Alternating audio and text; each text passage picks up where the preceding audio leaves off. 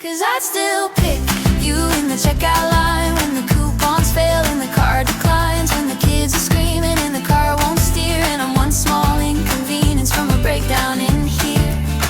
Yeah, I'd still pick you. You're my steady north, my Jedi in my court. Hey everybody, welcome to This Is Life with Tim and Jenna. I'm Tim. This is not Jenna. So we are gonna do something fun today. Jenna is not feeling well today. She's sick, and so we decided to grab our oldest daughter. The wisest of the family with all the knowledge. Yes, this is what it's gonna be like for the next 20 minutes.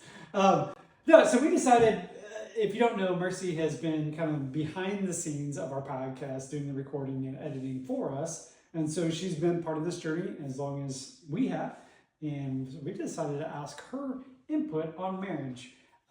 She is a teenager. She's recently graduated. And so I think it's going to be kind of fun. We've got some questions lined up for her. And so we'll see what she has to say and what her generation. You are representing your whole generation at this point. Correct. That's probably not a good thing. Probably not. I am a character, so we'll see. Yes. So, don't be surprised if multiple Star Wars references don't come up at different times. And then, kind of at the end, I actually have a question that's not on here that I'm going to ask you, and so it'll become fun. So, let's kick it off. What's it been like being around all these marriage conversations, you know, from Mom and I preparing for our marriage class, to the different things we've done in marriage, whether it's been retreats or conferences or getting ready for a Sunday service. You've kind of been around as we talked about things, talked about our counseling with individuals and different things like that, and then helping out with the podcast. What's it been like? I think a mixture of chaotic and awkward. Like, we've had several episodes on the podcast, which you should totally go check out, wink wink, that were a little awkward because I can't leave the room, so I have to sit there while they talk about it. And like a little like backstory, they have an episode where they talk about like someone walking in on them during Christmas morning, mind you. That was me, okay? There's past trauma there. So like with all that stuff, it's a little awkward. It's okay. We're counselors. I've yet to seek my counseling. But it's also chaotic, and it's cool to see you guys work together and like go through all that stuff together. But like if y'all have like a conference, it's a very chaotic day before and day of. Yeah. And it's like a little bit of stress with y'all, which then makes the household just stressed and chaotic. So I think it's fun to watch you guys do it together. Yeah. It's a little awkward at moments, but I think it's fun.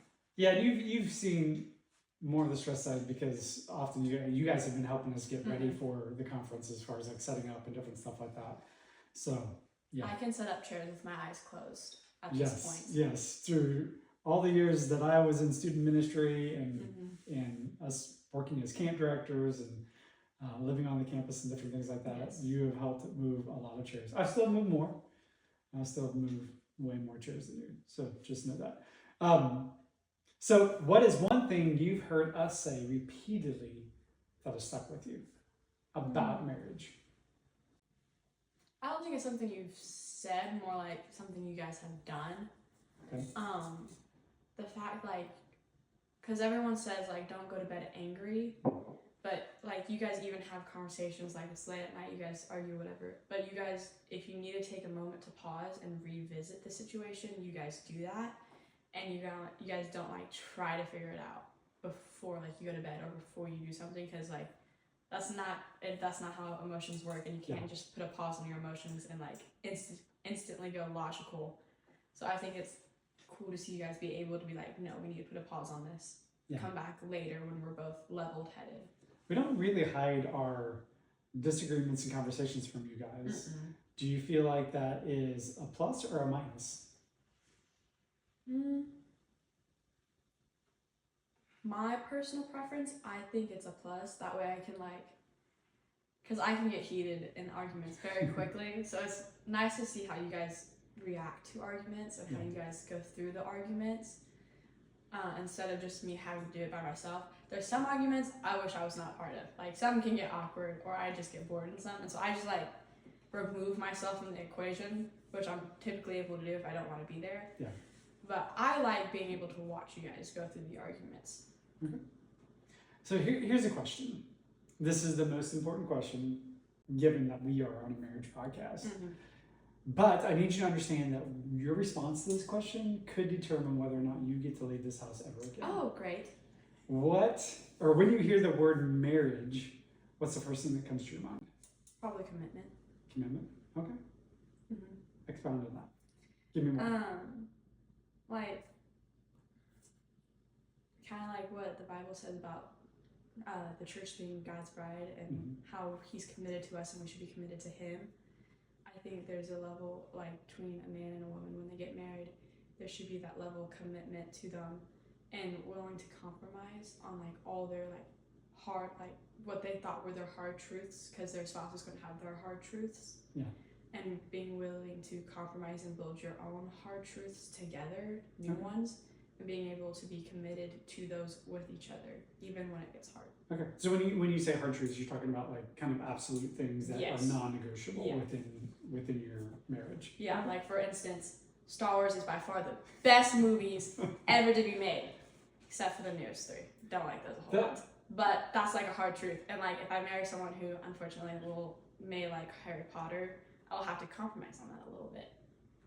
I don't see you compromise. Are you saying that you're willing to put Harry Potter at the same level as Star Wars? Yes, maybe. I don't believe it. It won't be as bad. And listen, if I marry I get blamed for the Star Wars things because when we got married, my wife, Jenna, had never seen Star Wars. I had to introduce her to that. She will tolerate it. She doesn't really like it. She's not into all of it. I love Star Wars.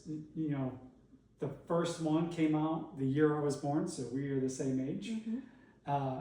It's the only way I know his birthday, actually, or how old he is because it's the same year as Star Wars. Yeah, they didn't come out on the same day. But, no, same year. She is taking it to a completely different level. If I have questions about Star Wars, I go to her because she knows so much more about Star Wars. But anyway, totally different topic that we'll have to get into sometime. Maybe we should do a Star Wars podcast together, and you can continue to educate me on that. Okay, this is the next question. What do you think scares your generation most about marriage? So these are kind of your generation as a whole type questions. What scares them about marriage? Or are they scared about marriage? Is that kind of a false perception that older generations have about your generation? I think it like being scared of it is more of like a personal preference. I'm not scared of being married. Like I'm not scared of that, so I don't think I could answer to that question. But like if you take the question and like at open hand and be like, oh yeah, our Gen Z or like this generation is scared of marriage. I think it'd be more of like the commitment part and the work part, because like people I've worked with and like the workforce or whatever, they don't want to do the work. They don't want to do what they have signed up and committed to doing. Like they just don't want to do that. And I think that will like if they want to go into marriage, I think that's what they're going to struggle with the most is being able to put in the work and spending the time with their spouse and being there for their spouse and doing all that work, committing to the commitment that they made at the altar in front of all the people. Yeah. And I think that's where like they're either gonna be scared of or struggle with going into marriage.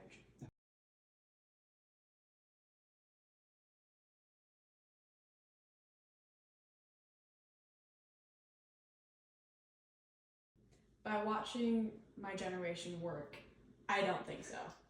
I don't think they like if you're not willing to commit to the amount of work that you have to do at your job, I don't know how well they'll do. And like I'm not perfect. Like there's some things in my job like I slack in.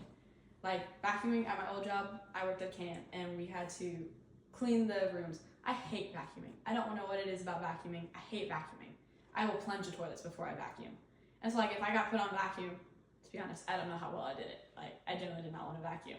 But like I knew what my job was. Like if I needed to do something, I tried to do it to the best of my abilities. I had coworkers who did not have the same mindset. And while they would do great at other things, they didn't want to go at 12 at night to go plunge a toilet. No one wants to do that, but like they wouldn't want to do it, and like they just wouldn't do it, or they would try to push it off on someone else. And I think if that is how they take like work or like just their life, their schoolwork, because I have friends even in school who aren't willing to do the commitment and the studying to get good grades, and then they get upset when they don't have good grades. If they can't put commitment and time into those things, I don't know how well they'll do putting commitment into marriage. So do you think social media has changed expectations about love and relationships for your generation? I think it has, because you'll get like these Instagram or Facebook marriages or relationships where these two people are like in a committed relationship, and then all of a sudden, oh, it ends. And like everyone's shocked because on social media it looks like they had this fantastic relationship, and then like everyone looks to them as like, oh, we want to be like those people, and like we want that perfect relationship, when really we don't know what's going on when the camera's off. Yeah. And so everyone has like this like almost like Disney storytell romance image in their head, like where, oh, it's true love at first sight, like we'll live happily ever after, and that's just not how the world works at this point. Okay. So what do you think causes people your age to give up so quickly on relationships? I think when they realize the amount of work that needs to be put into it, and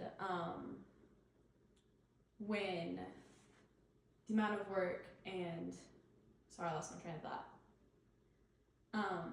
The unwillingness to compromise in that, because like this generation is like, oh, my way is the right way, my way or the highway, kind of. Like, I have several friends who are like that, and like I always push back on them, because I'm kind of like just a go with the flow kind of person, and like unless Really? it comes to Star Wars is not a go. You're a go with the flow person. Like core beliefs that aren't really that important. Like, for example, for the Star Wars, I do not like the newest three, the 7, 8, and 9 in the trilogy. Yeah. They're not. I can accept 7. The other 2 I think are complete trash. I have a friend who's like really likes those ones, and like now I'm sad for her. Like I'm deeply saddened that she likes those and accepts those. But like I'm willing to be compromised for our relationship, and like that's not a big thing. I think that is where this generation struggles, because they're not willing to compromise on things that don't really matter. Well, let's move on to kind of talk about how faith plays a role in marriage for you.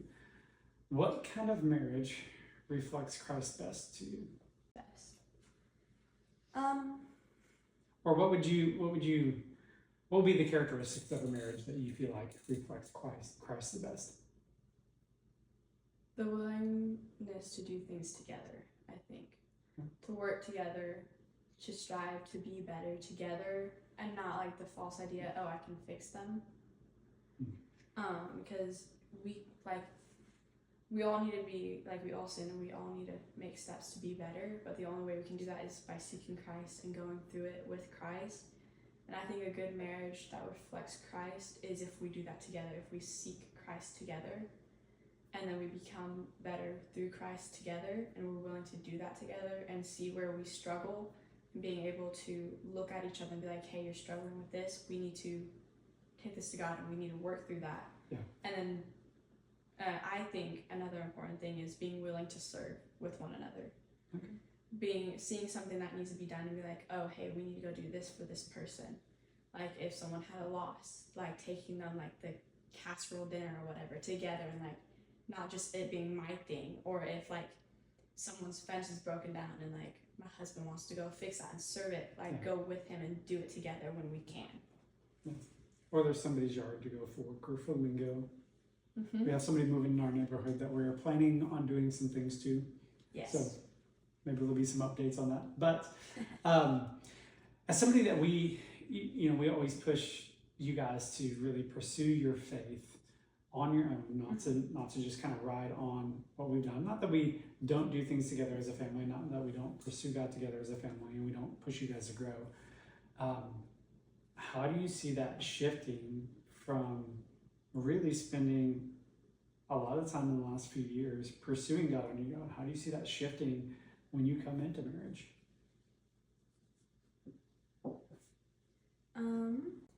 I think because I've grown up watching you guys do ministry and all that, and there was a time where I kind of just lived off of y'all's faith and ate the fruits of your vines instead of making my own vines.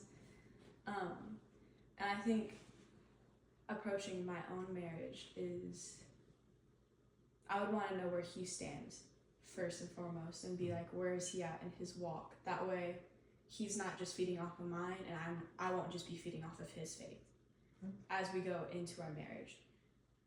Not saying that we need to be at equal levels, because I don't think we probably will be when we get married being at equal levels, but being able to understand where he comes from, being able to understand where I come from, because we all come from different areas to the faith, and just knowing how he got to his faith, how he is walking through his faith, what does he feel like God is calling him to, and let him know what I feel like God is calling me to in this season of my life. That way we can set our marriage on a firm rock, and it's not just us pulling one person, because we can't, like, if he's on a ladder, he can't pull me up on the ladder with him, but I can pull him down if I want to. I don't want to do that going into our marriage. Okay. All right. So what would you say to girls your age who think marriage limits their freedom, or just limits them in general? I think you are entirely wrong. Like, there's things that I can do on my own, absolutely, but I think it would be so much more fun to have someone do it with. Like, I want to go travel. Like, there's a bridge in Africa that's 100, no, not 100, it's like 400 feet up in the air, and I want to go bungee jump off of it. Like, how much fun would that be to do that with my husband, or like with my fiance, or whatever? Like, just being able to do that with a partner and go through those moments in life with someone, I think it would be so much fun. So being married doesn't limit. I think it just brings an extra person into your life that you can have so much more fun with and make these memories with. Yeah, you definitely get that from your mom. I'm not. I'm not bungee jumping off of anything. It's not going to happen. It'll be fun.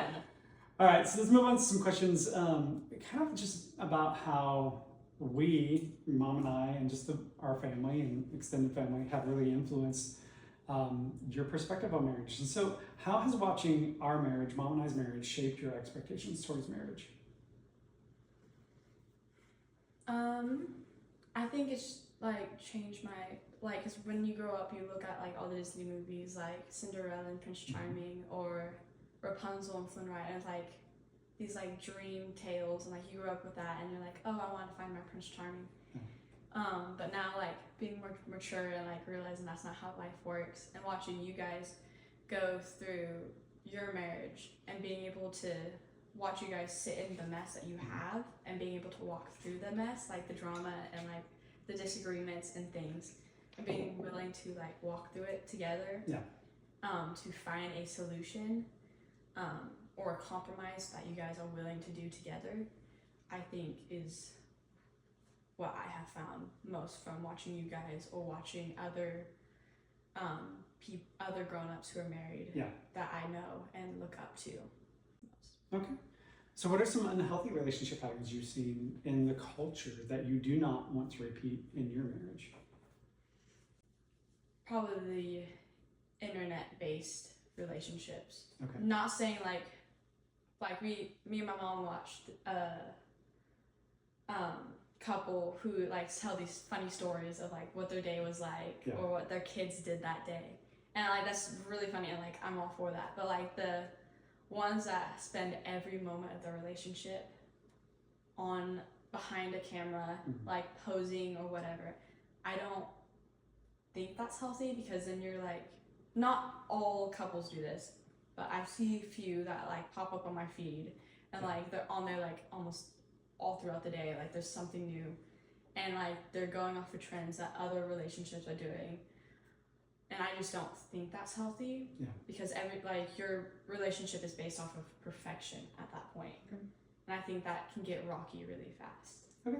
Do you feel like you've seen, because we watched some couples do a lot of YouTube stuff together, and so do you think there are examples that you can do that and do that well?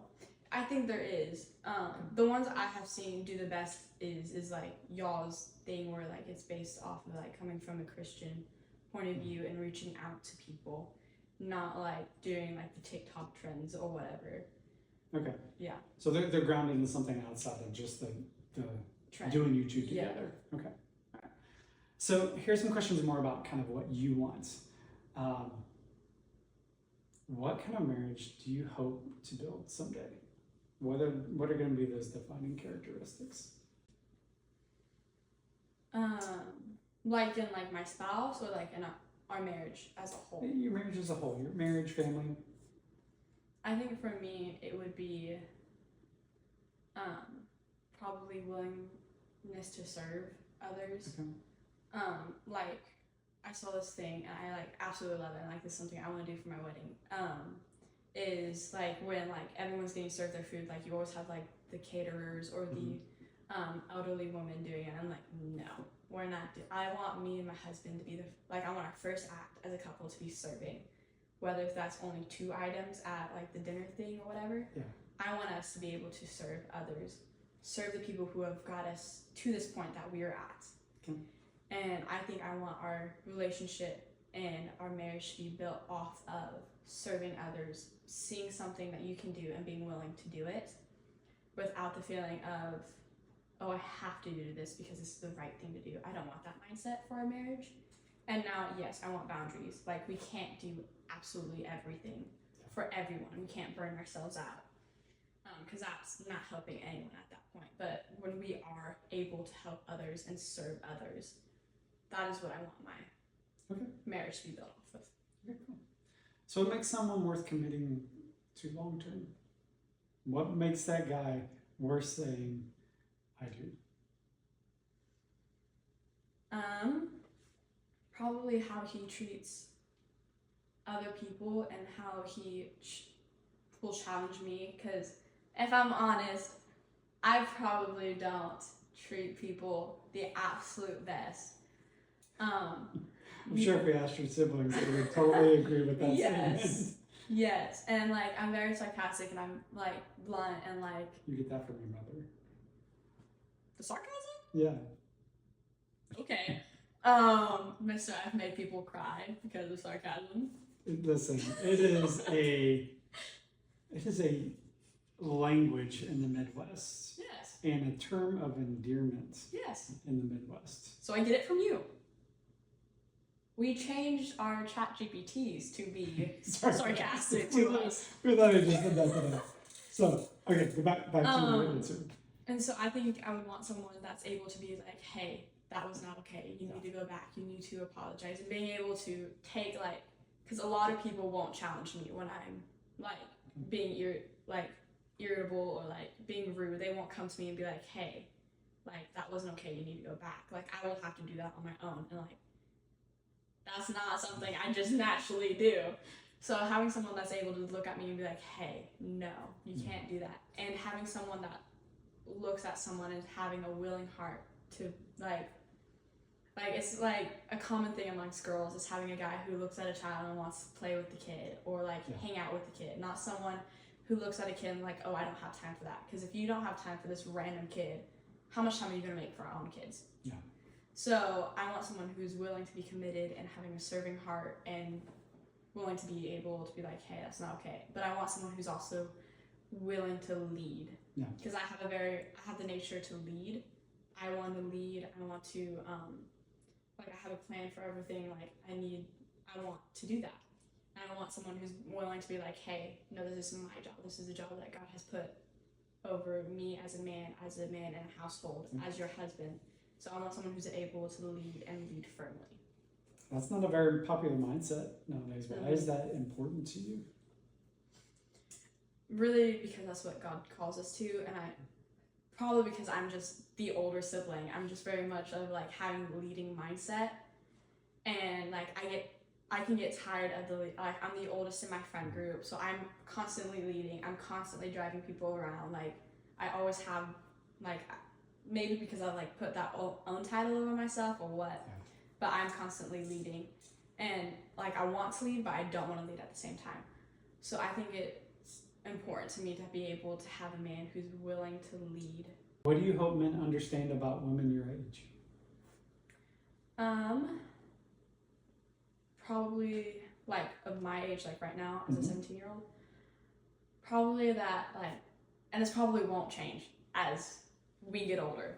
Women need so much attention. And I have a few friends who are walking through like their first relationship or right now and blah blah blah blah, and like walking through it with them is their main thing is they want like their guy that they like at the time to check in on them and text them, hey, good morning or whatever. We need a lot of attention, guys. Now, if that's a spa day, no, we don't always need a spa day for that attention. We don't always need the gifts. Yeah. We just really want you to spend time with us and be willing to put your gaming remote down. Like, I know there's some women out there who love to game. The majority of us do not like to game. So being willing to like look at your PS5, whatever game you're playing at the moment, if that's Minecraft, Fortnite, I don't know what the games are popular these days. I don't pay attention to my brothers with that at all. But being able to look at your screen and looking at your game remote and be like, okay, I'm done. What do you want to do? Because like you'll go into like, even like going into your marriage, that you'll take your PS5 into your new house with you, like whatever. How much time do you spend on the PS5 compared to with your wife, with your girlfriend, or whatever? Like, that reflects, and she takes all that in. Like, we will overthink this. Women are overthinkers. And so we were like, oh, he just doesn't want to spend time with me. Oh, I'm not as much fun as compared to that video game. And so I think men being willing, or boys be willing to understand, like, she needs time. She needs me to be willing to put things down that are important to me, to spend time with her, because that shows her how important she is to me in my life. Okay. So here's some kind of big picture type questions. What do you think people are actually searching for underneath all the dating confusion? I think just coming from my own perspective, because I can't speak to everyone else's mindset, but coming from my own, underneath everything, I just want someone who will, and I've said it so many times to this, but just being willing to connect and commit to me and not be another face in their dating lineup. Like, I don't want to be another name that they have dated.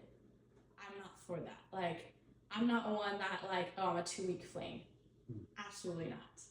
I don't do anything for a 2-week fling. I either do it I do it or I don't do it. I commit. And so underneath, like, having, like, the title of being someone's girlfriend or, like, being in a relationship with someone, I don't, like, those things are cool. Like, I want someone to do things with them constantly and go on adventures with. That's fun. But I want someone who will be able to look at me and be like, and choose me every day instead of, oh, here's the 2 weeks, here's the 3 weeks that I'm going to commit to this person, and be like, okay, that was fun. Have fun with your life. I don't want to be that to anyone. Okay. And I've watched that with several guys now, and they're like, every week they have someone new. And I'm like, well, then you are written off in my book, because I don't want to be another fling. So would you say that you have taken heart Master Yoda's advice? Do or do not. There is no, yes. Very much.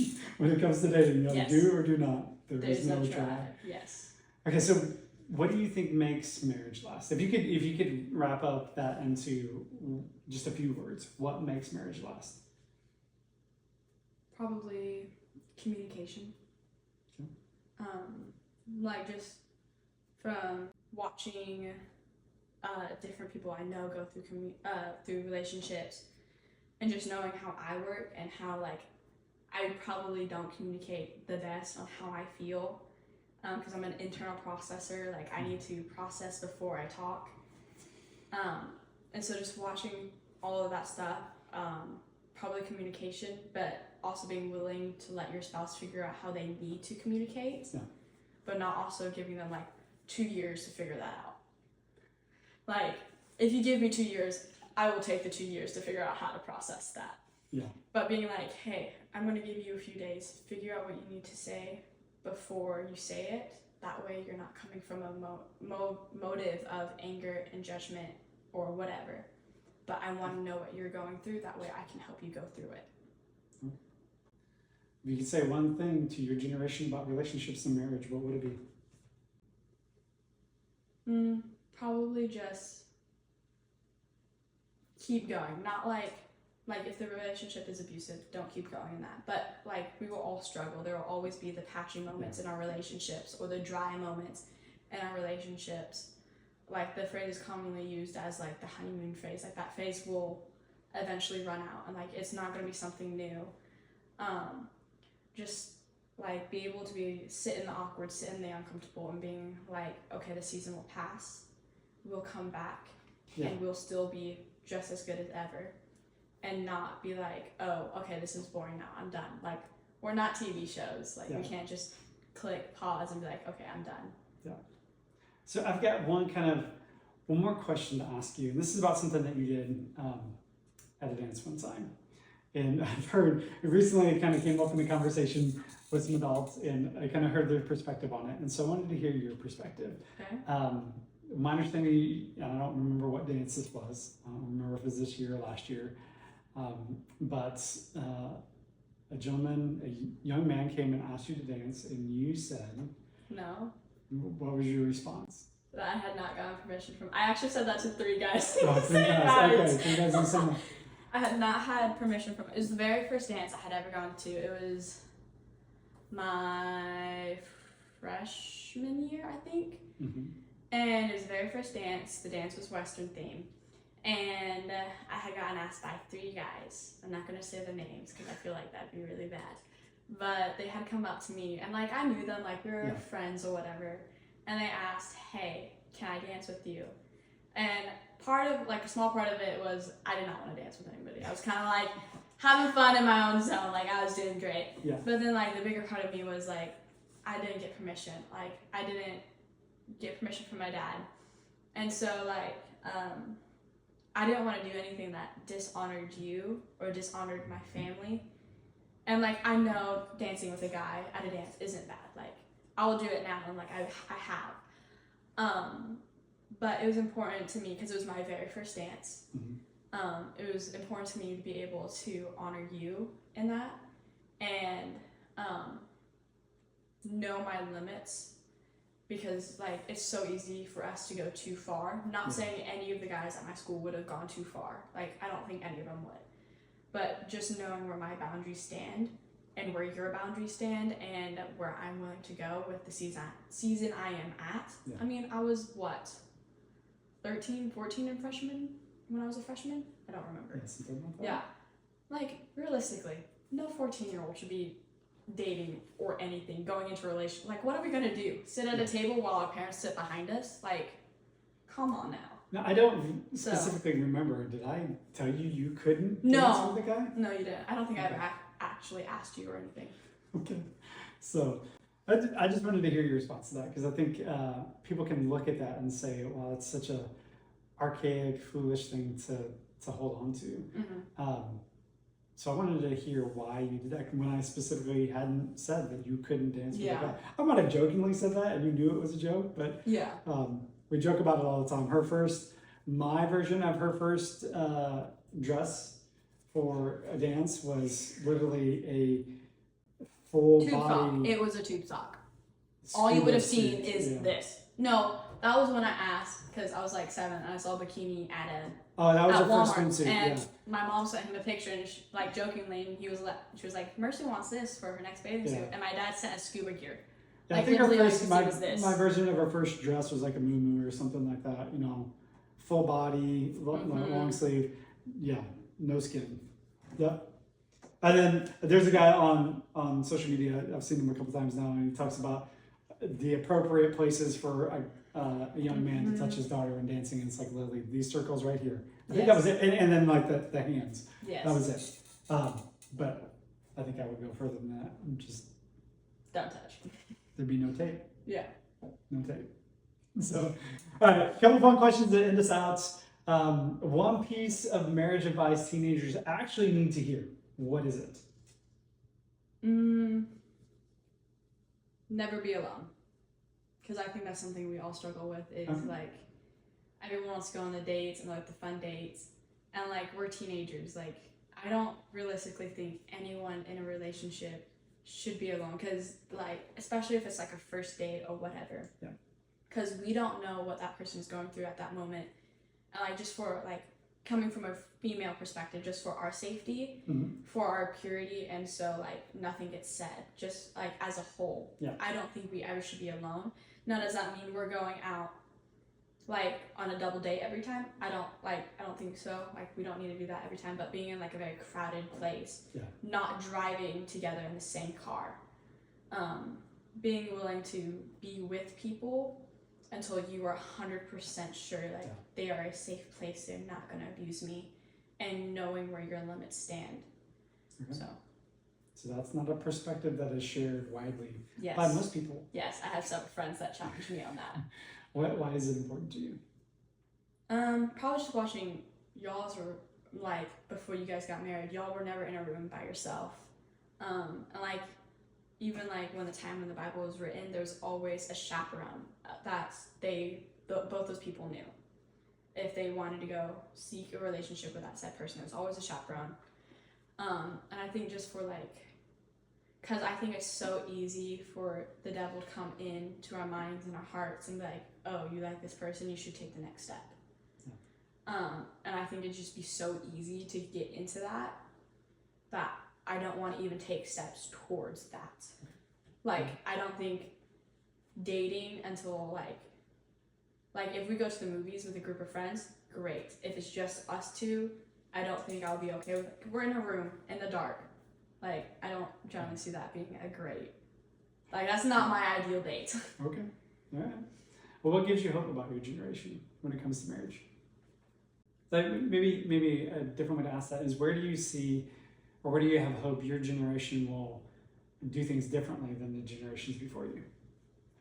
The fact that in 2025, Gen Z was the biggest generation openly seeking the Lord and seeking relationship with Him, having the most Bible studies, having the most like hunger for that.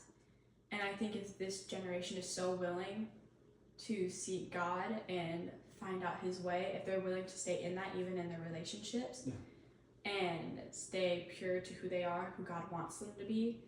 I think that is our biggest hope for this generation, if we're willing to stay rooted in Christ. Okay. All right. Last question. After everything we've talked about on the podcast, do you still believe marriage is worth pursuing? Yeah, absolutely. Now, there's people who are called not to be married. My aunt is not married. But I think for those who are called to be married, I think it's one of the best things that you could do. I had never been in a relationship myself, but like, it's something that I look forward to. I'm not like seeking it, like, but if it happens, if this is what God brings me, that's what God brings me, and like, I'm excited for that. And I think there's just so many possibilities that come through marriage, just having that built-in best friend, or being able to walk through life with someone. And I just think it's such a blessing that God has given to us. And I think it's one of the most important things God has given us. He made Adam, and He's like, it was the only thing He saw that was not good, that Adam was alone, and that he needed a partner to do life with and to help him. So. Okay. Well, Mercy, thank you so much for being with us today. It's been such an honor and a privilege for me to sit and ask these questions of you and hear a response. If you haven't, check out some of our earlier content. We just finished a series talking about the difference between contract and covenant relationship. Great series. You guys ought to check that out. If you're not subscribed to us, subscribe to us. Follow us on social media. We're on all the major platforms. And so we'll look forward to, hopefully Jenna will be back next week, feeling better. But for this week, it's been This Is Life with Tim and Jenna, with Mercy subbing in. We love you guys, and we will see you next week. 'Cause I'd still pick you in the checkout line when the coupons fail and the card declines, when the kids are screaming and the car won't steer, and I'm one small inconvenience from a breakdown in here. Yeah, I'd still pick you. You're my steady north, my Jedi.